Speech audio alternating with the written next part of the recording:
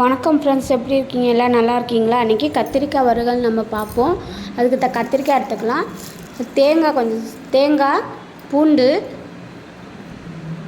சோம்பு போட்டுக்கோங்க. அதில் மிளகு ஜீரகம் கொஞ்சம் சேர்த்துக்கோங்க. இது கறி வறுவல் மாதிரி நல்லாயிருக்கும். கத்திரிக்காயே வேணான்னு சொல்கிறவங்க கூட இதை செஞ்சு கொடுத்தீங்கன்னா நல்லா சாப்பிடுவாங்க. இதை நம்ம அரைச்சி வச்சுக்கலாம். சட்டியை வச்சாச்சு. அடுப்பில் சட்டி காஞ்சிடுச்சு. எண்ணெய் ஊற்றிக்கலாம்.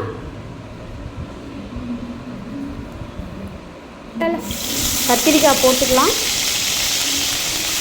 இது ஈஸியான முறையில் நல்லாயிருக்கும். இது இன்னும் சுவையான இது கத்திரிக்காய் வறுவல் குழந்தைங்களுக்கும் கொடுத்தீங்கன்னா நல்லா சாப்பிடுவாங்க. நல்லா கிண்டி விட்டுக்கோங்க.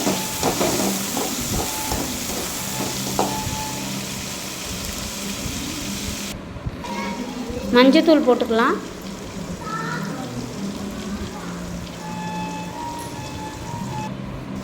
இது சிம்பிளான மெத்தடில் உள்ள ஒரு கத்திரிக்காய் வறுவல்.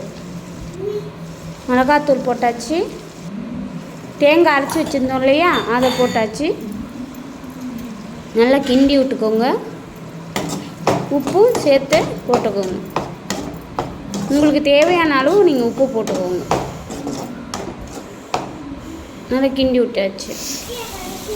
இப்போ கத்திரிக்காய் வறுவல் ரெடி ஆகிடுச்சு. இந்த சாதத்துக்கும் போட்டு சாப்பிட்டுக்கலாம். நம்ம தொட்டுட்டும் சாப்பிட்லாம். பாய். தேங்க்யூ.